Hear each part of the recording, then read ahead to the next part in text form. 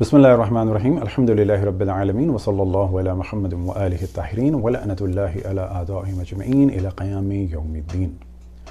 تعلیمات اسلامی میں سے ایک اہم ترین حکم ہے اپنے رشتہ داروں کو کھانا کھلانا اور ان کا خیال کرنا، غریبوں کو کھانا کھلانا اور ان کا خیال کرنا، اور اسی طریقے سے اپنے دینی بھائیوں کو کھلانا اور ان کا خیال کرنا۔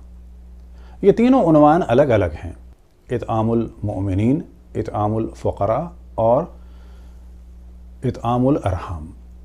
اب عموماً جو لوگ نہیں جانتے صحیح اسلام کو، وہ فوراً ویلفیئر کا موضوع لے آتے ہیں۔ مثال کے طور پر اگر کسی کے رشتہ دار سب کے سب بہت ہی مالدار ہوں، کیا انہیں کھانا کھلانے کا ثواب ہے؟ کہا جائے گا بالکل ثواب ہے، رشتہ داری نبھانے اور رشتہ داروں کے احترام کے عنوان سے۔ کیا اپنے دینی بھائیوں کو کھانا کھلانے کا ثواب ہے، چاہے وہ کتنے ہی مالدار کیوں نہ ہوں؟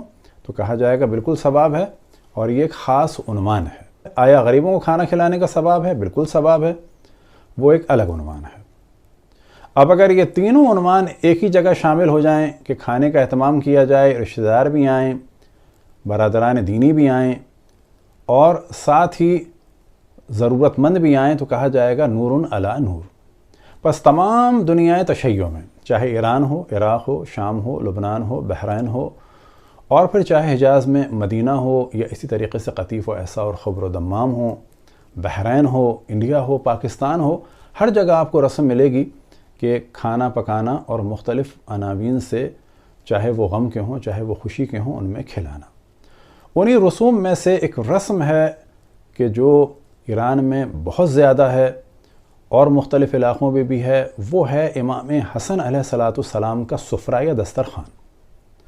اصل جو موضوع میں ڈسکس کرنا ہے کہ ان چیزوں کے لیے کوئی ڈیٹ نہیں ہے۔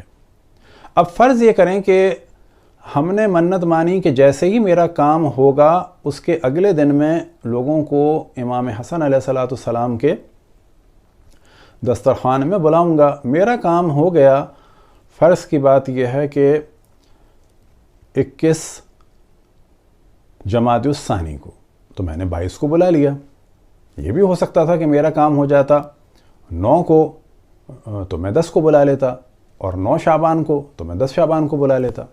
تو اس میں کوئی ڈیٹ نہیں ہے، کسی بھی ڈیٹ پہ رکھا جا سکتا ہے۔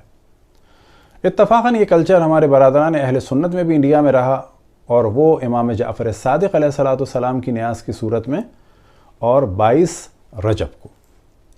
ایران میں بھی مختلف دنوں میں یہ سفرے ہوتے ہیں، خصوصاً 15 رمضان اور اسی طرح سے دیگر اور تاریخوں میں۔ اب اس چیز کی جانب ہم توجہ دلائیں کہ چاہے غم کی محفل ہو معصومین علیہم السلام سے منسوب، یا خوشی کی محفل ہو، مذہب حق اہل بیت میں کافی توجہ دلائی گئی کہ کسی بھی چیز کے ذریعے سے کسی بھی ایک واقعے کی جانب توجہ دلائی جائے تاکہ لوگ فراموش نہ کریں۔ لہٰذا جب پاکستان میں دیکھنے میں آتا ہے کہ امام حسن علیہ السلام کے دسترخوان میں سبز چیزیں ہیں، تو بعض لوگ جو اپنے آپ کو سمجھتے ہیں کہ بہت ہی بقرات ہیں اور بڑی ان کی معلومات ہے، تو کہتے ہیں کہ یہ فضولیات ہیں۔ نا، فضولیات نہیں ہیں۔ ہاں، یہ کہا جا سکتا ہے کہ اس کا حکم اس صورت میں قرآن یا حدیث میں نہیں ہے۔ اب ممکن ہے کوئی کہ اگر حکم نہیں ہے تو پھر جائز نہیں ہے، نہ، یہ بالکل غلط ہے۔ قرآن و حدیث میں حکم نہیں ہے تو اس کا مطلب ہے کہ یہ جائز ہے۔ اگر حکم نہ کرنے کا ہوتا، یعنی منع کیا ہوتا، تو پھر یہ حرام ہوتا۔ لیکن اس میں جب ایک حسن پیدا ہو جائے اور ایک پازیٹیو چیز آ جائے، اور وہ ہے امر ائمہ علیہم السلام، یعنی ائمہ علیہم السلام سے منسوب کسی چیز کی یاد تازہ ہو جائے، وہ یاد کیا ہے؟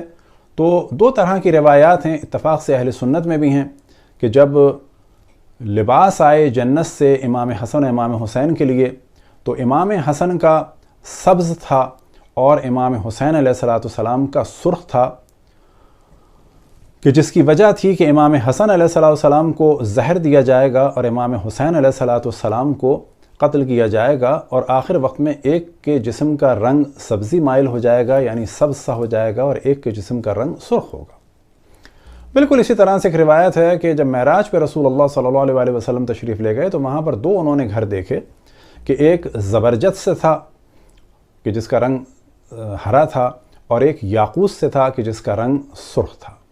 آپ نے سوال فرمایا کس کے ہیں؟ تو جناب جبرائیل نے جواب دیا کہ یہ امام حسن کے لیے ہے سبز، اور جو سرخ ہے وہ امام حسین کے لیے ہے، اور پھر اس کی وجہ بتائی کہ امام حسن کو زہر دیا جائے گا اور آخر وقت میں جسم ان کا سبز سا ہو جائے گا، اور امام حسین کو شہید کیا جائے گا، ان کے جسم خونی ہوگا اور سرخ ہوگا۔ بس اس دسترخوان میں اگر سبز چیزوں کو بنایا جائے تو نہ واجب ہیں نہ حرام ہیں، بلکہ کیونکہ ایک پازیٹیو چیز ہے کہ امام حسن کی شہادت کی یاد تازہ ہوتی ہے اور ان پر مظالم ڈھانے والوں سے آشنائی ہوتی ہے، اور ایک چیز ذہن میں رہتی ہے، تو یہ چیز کہلاتی ہے امر ائمہ کو زندہ رکھنا، یعنی ائمہ علیہم السلام سے ریلیٹڈ چیزوں کو زندہ رکھنا۔ اب آپ کے سامنے ہم لگاتار کچھ تصاویر دکھائیں گے کہ جو ایران کی ہیں، عراق کی ہیں، کہ جن میں جگہ جگہ امام حسن علیہ السلام کا دسترخوان ہے، اور آپ دیکھ سکتے ہیں کہ اکثر چیزیں اس میں سبز ہیں۔ لہٰذا مومنین اس کام کو انجام دیں، یہ سوچتے ہوئے نہیں کہ ایسا کوئی حکم آیا ہے، بلکہ یاد رکھیں کہ یہ سوچتے ہوئے کہ ان چیزوں کے ذریعے سے اہل بیت علیہم السلام کا ذکر ہو رہا ہے، اور ان سے ریلیٹڈ ایک واقعے کو ان چیزوں کے ذریعے سے زندہ رکھا جا رہا ہے۔ دعا ہے کہ خداوند تبارک و تعالی ہم سب کو اہل بیت علیہم السلام کی خدمت کی توفیق عطا فرمائے، اور جہاں بھی جس طریقے سے بھی ہو سکے ائمہ کے فضائل اور ان کے مصائب کو یاد رکھیں اور یاد دلائیں، ان کے فضائل بیان کریں اور ان کے دشمنوں کے رذائل بیان کریں، اور بتائیں کہ کن لوگوں نے کیا ظلم ڈھایا اشرف الانبیاء پر اور ان کی آل پر۔ وصلی اللہ علی محمد و آلہ الطاہرین۔